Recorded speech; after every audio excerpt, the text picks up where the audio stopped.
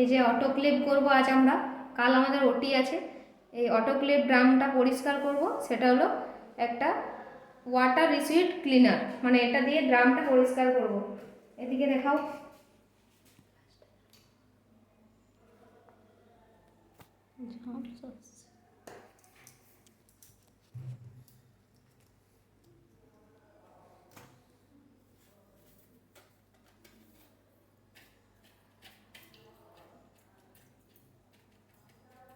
এটার মধ্যে আবার জল মেশাতে হবে, একটু জল কম আছে।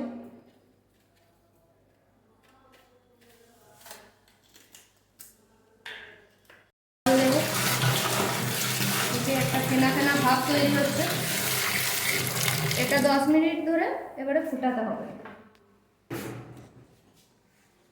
ঢাকনা দিয়ে দিলাম, বন্ধ করে দিলাম, এবারে সুইচ অন করে দেবো। এদিকে লাইট জ্বলে গেছে, মানে রেড লাইট জ্বলছে, মানে এটা এবারে কাজ হচ্ছে।